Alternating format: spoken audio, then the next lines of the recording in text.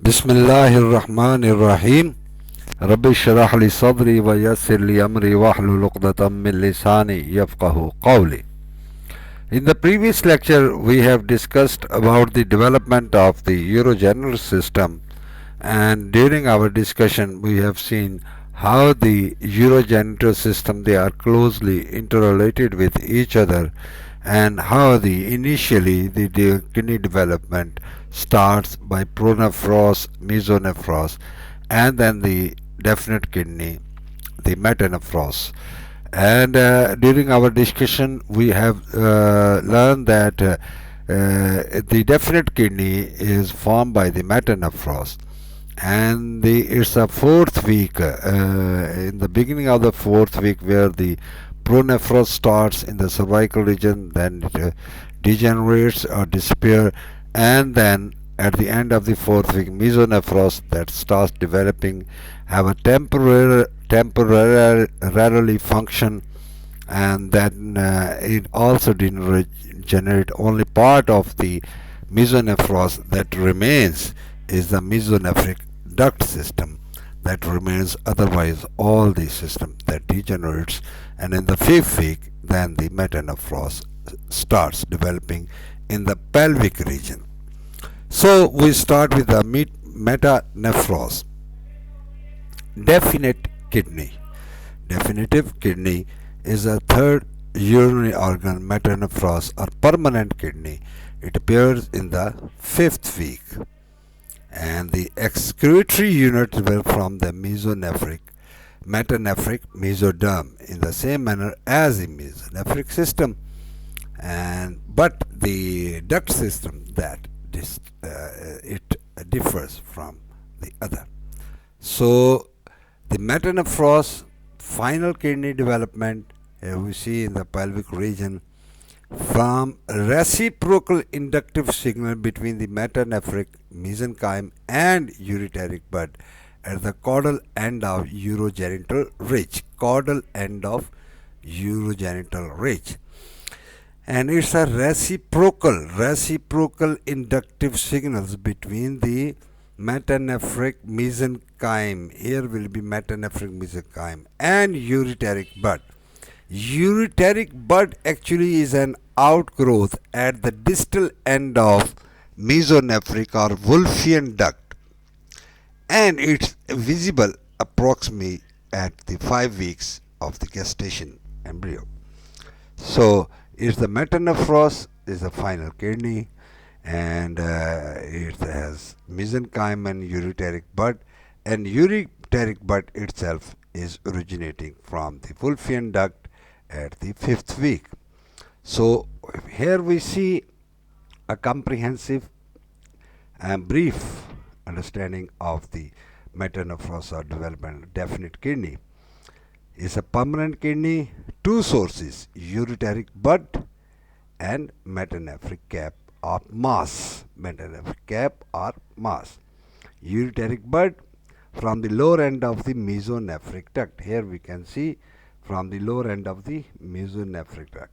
Mesonephric duct itself is opening into the cloaca, and this ureteric bud will give rise to the collecting system of the collecting part of the kidney. That is what? Ureter, pelvis, major calyces, minor calyces, and collecting tubules. So 1, 2, 3, 4, 5 parts develop from this ureteric bud. And if we come from above downward, then is the collecting tubules, then the minor calyces, then the major calyces, pelvis, and then the ureter that will develop from the the ureteric bud, which itself is originating from the mesonephric duct in the fifth week of gestation. Metanephric cap or metanephric mass is the lower segment of the intermediate mesoderm. It is segmented into small masses. Each mass gives rise nephrons, excretory unit. Nephron is a basic excretory unit.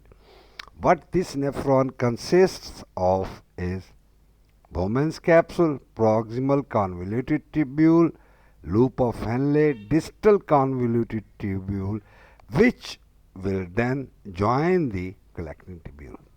Here in this diagram, which is shorter one, I will show you later on the bigger one, that this part, glomerulus, then the proximal convoluted tube, loop of Henle, distal convoluted tubule, and here it is joining with the collecting tubules. These are the basic collecting tubules. So part of the metanephros is developing from the ureteric bud and part from the metanephric mass. So duct system derived from the ureteric bud, and it penetrates the metanephric mesoderm of mass, undergoes repeated branches, obviously, to form the ureter, renal pelvis, major and minor calyx collecting tubule. And the branching is highly patterned. It's not that it is haphazard. It is patterned on the branching of the duct system. So sequence, how it develops. Now we will see the sequence. Sequence is age is mites 26 to 28. Two precursors, ureteric bud, metanephrogenic mass. Ureteric bud, metanephrogenic mass, reciprocal inductive interaction between the tissue. These two, metanephrogenic mass and ureteric bud, they both stimulate each other by the reciprocal induction. And the ureteric bud, ductal system and nephron. Okay. Now, number one stage. Stage number one. Smites 26-28, two precursors, metanephrogenic diverticulum, ureteric bud and mass, formation of metanephric diverticulum, and is reciprocal inductive interaction between the tissue. Now here we see how the locally acting growth factors promote branching, elongation of ureteric bud at the branch tip.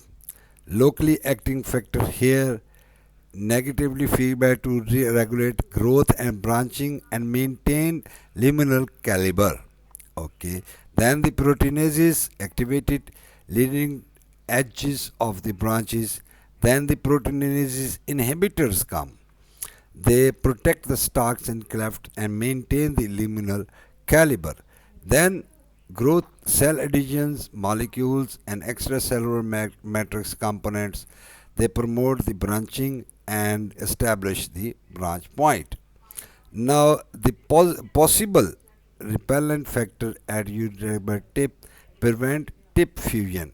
Here the tips are inhibited to fuse with each other by possible repellent factors, and the cell contact with the metanephric mesenchyme, possibly influencing vectoriality of the branching and luminal caliber. So here is showing how the branching is regulated locally. So here we see that here is the mesonephric duct and lower part, caudal part of the mesonephric duct. From here originating the ureteric bud, it is moving inside the metanephrogenic mass, or here its name is the metanephrogenic blastema. So metanephrogenic mass, metanephrogenic cap, metanephrogenic blastema, these are the same word for the same thing. In the caudal part of the nephrogenic cord, which was initially developing, which is located in the pelvic region, is the part of the mesoderm, mesenchyme tissue.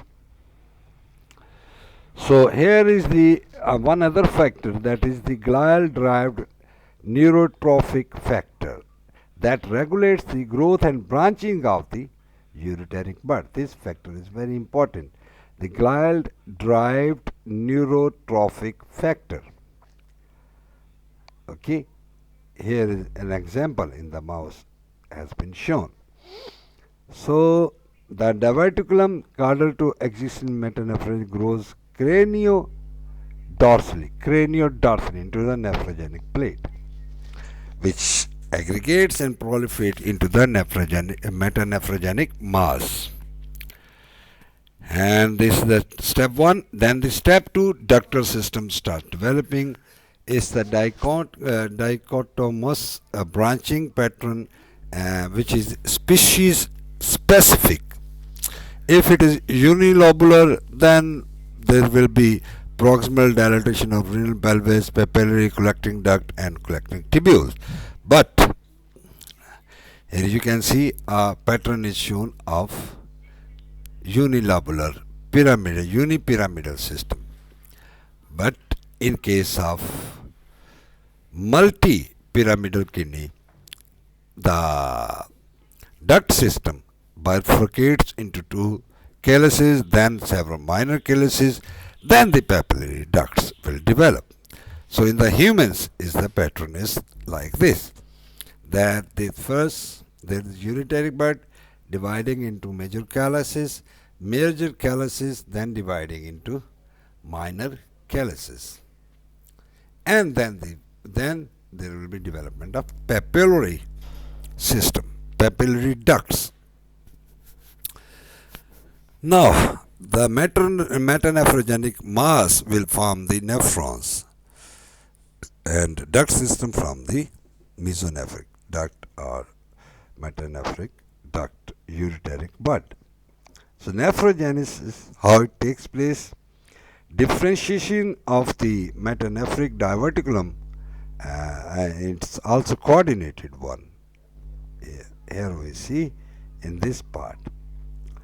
Now each collecting tubule grows solid cord and then this metanephrogenic mass, then it develops into internal dense medulla, which will form the definite nephrons.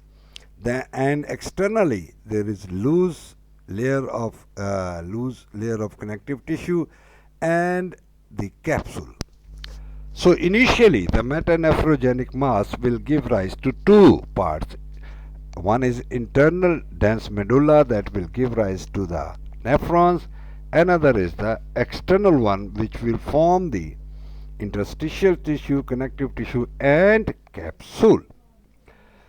So then here is the stages of the nephrogenesis: solid clusters of mass, and then develop the renal vesicle with the epithelial lining that elongates to form the metanephric tubule.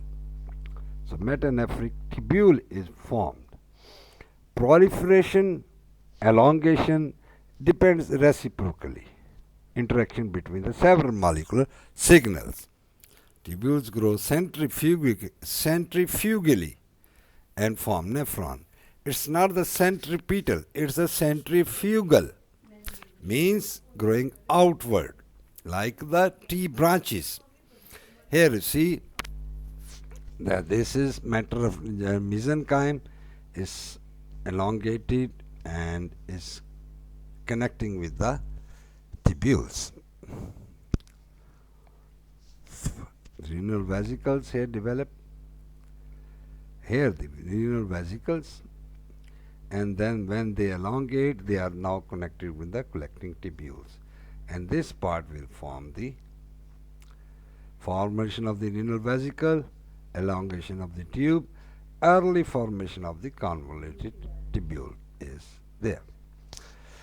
So here is shown the reciprocal induction in the development of mammalian kidney. Reciprocal induction. Now the development of metanephros 5, that the proximal end, here is the proximal end, dilates and form the Bowman's capsule.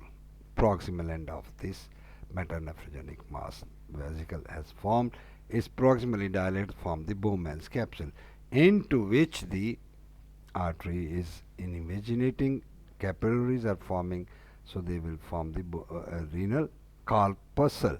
So here is the Bowman's capsule into which the glomerulus corpuscle has developed. And then here is it is elongating and forming this part, proximal convoluted tubule, then loop of Fenley, distal convoluted tubule, and here the distal convoluted tubule is attached to the collecting system. So here we see what parts are developing from the ureteric bud and what part are developing from the metanephrogenic mass. Renal corpuscle from the metanephrogenic mass. Then is the proximal convoluted tubule. Then the loop of Henle. Then the distal convoluted tubule.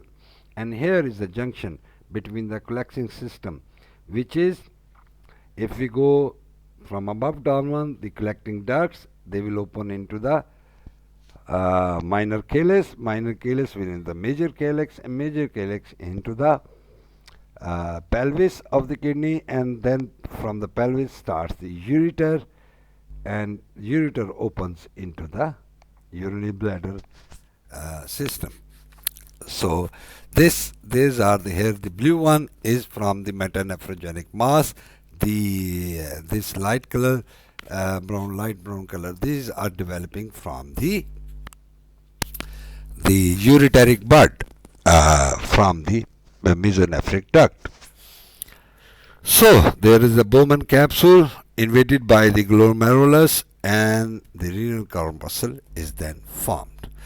Early renal corpuscle form in corticomedullary junction, cortex and medulla of the kidney, and some laterally, some will degenerate, and the later nephrons form in the cortex of the kidney. Initially corticomedullary, but laterally some degenerate and form the nephrons in the cortex. So about 20 to 30 million their nephrons are formed, and the interstitial connective tissue between the nephron, thick fibrous capsule also develop. The nephrogenesis ceases at birth, continues from 1 to 3 weeks in dogs and pigs. In may be considered that in human beings also occur the same. The reciprocal interaction of the kidney tissue is to be kept in mind. Renal precursors, metanephric diverticulum, metanephrogenic mesenchyme interact and reciprocally induce each other to form the kidney. Only the metanephrogenic mass has the competence to respond to the metanephrogenic duct system to form the kidney tubules, and if induced by other tissue, the MM will not respond. So it is very important to understand here that it's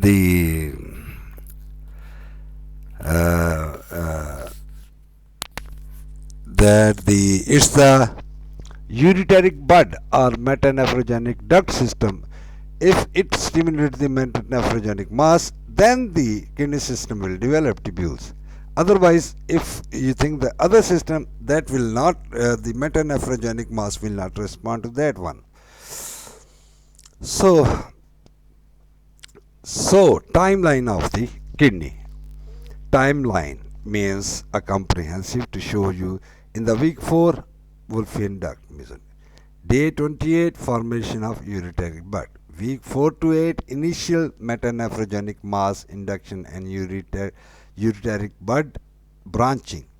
At the week 8 first nephron is formed.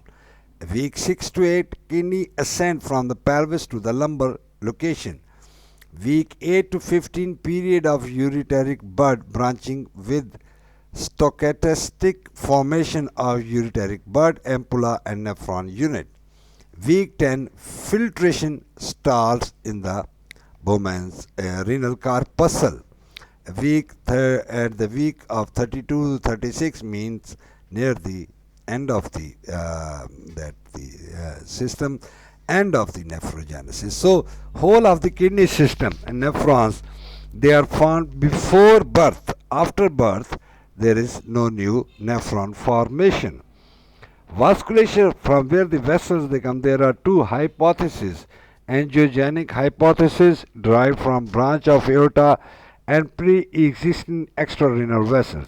Other is the vasculogenic hypothesis that the vessels of the renal system inside are developing in situ within the metanephrogenic mask from the vascular progenitor cells. And here is shown. So there are two theories. One is that the branch is coming from aorta. Other is that the inside of the metanephric mass, the vasculature develop in situ from the Bowman's capsules, capillaries in a loop of Henle and vessels around the distal convoluted tubule and the vessels, and then they are connected to the aorta through a branch.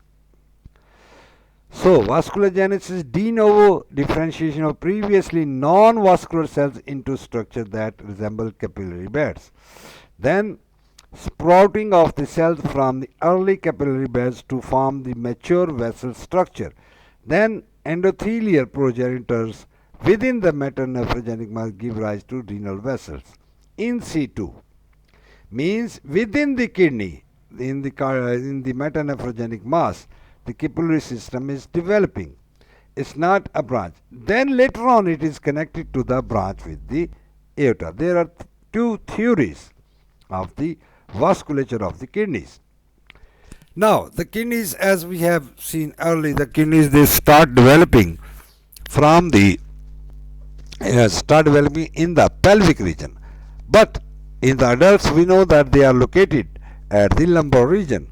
So what happens that during the 5th and 6th week of development, the mature kidneys lies in the pelvis and their hyla pointed anteriorly, not medially, anteriorly. And as the pelvis and abdomen they will grow, the kidneys will move upward. At the 7th week, the hilum turns medially and it comes into the abdomen. As the embryo continues to grow in a caudal direction, the kidneys come to lie in the retroperitoneal position at the level of L1 by the 9th week of development. So, there is the ascent of the kidney. So, by the end of this, this is how the kidney ascends, and then the blood supply also shifted to the lumbar region from the aorta. So this is how the kidney ascend from the pelvic region to the abdominal region. So congenital anomalies now of the kidney and urinary tract. Kidney cacote. Kidney congenital anomaly of kidney and urinary tract. 1 in 500 newborns and 20 to 30% are anomalies. They can be identified in the prenatal period, and they can be detected on the ultrasonography also. But the main is still the major cause of the renal failure, and the abnormalities. These abnormalities will later on in the adult life will lead to hypertension and cardiovascular disease in the adult life. So there can be the pelvic kidneys. Kidneys, they are fail to ascend to the abdomen. How this is happening? That the kidney is horseshoe shaped, and when it tries to ascend, here is the artery, inferior mesenteric artery, that comes into ways and not let the kidney ascend. It can be with or without horseshoe shaped kidney. The failure of ascent of kidney. The kidney remain in their pelvic position, or they can be low down their normal position. Here are the different positions of the kidney. They have been shown. They can be located just in the you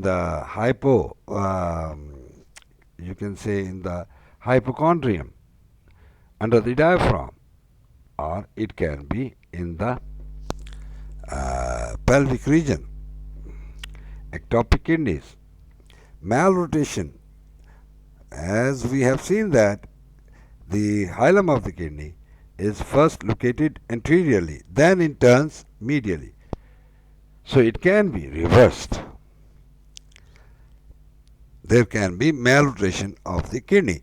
Instead of turning down medially, it can turn laterally.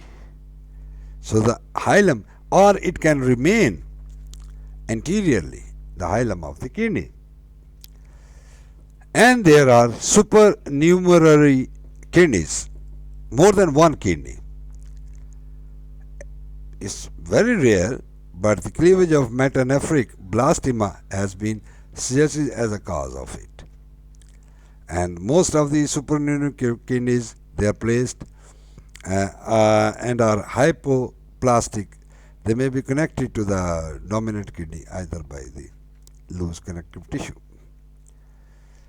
Polycystic kidney is very important. It is a hereditary disease characterized by cyst formation and massive kidney enlargement. Adults form the disorder is autosomal dominant. Accounts for the 10% of the patient in end-stage renal failure. The renal cysts, they are fluid-filled sacs affecting the nephron, multiply, thus compressing and obstructing the kidney tissue. And these cysts may be present in other parts of the body such as liver and spleen. Polycystic kidney is very important because 10% of the person having the polycystic kidney. Bilateral and autosomal dominant polycystic kidney disease, enlarged kidneys, bilateral, expanding. External surface appears to be composed of entirely cysts up to 3 to 4 centimeters. And microscopically, when you see, there are some nephrons which exist between the cysts. And these cysts, from where they are arising from tubules. And they have the variable epithelium then. There is the shape of polycystic kidney.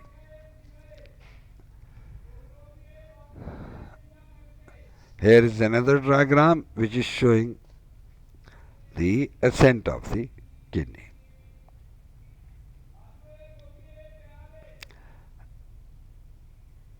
So we have completed with the development of the kidneys. Inshallah, in the next lecture we will study the development of the genital system. So we can very well understand now all these things. And inshallah, I hope so that it will be understood by us and we are able to recall it any time.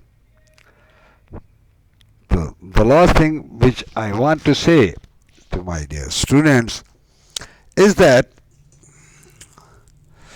we can tell you how to drive a car.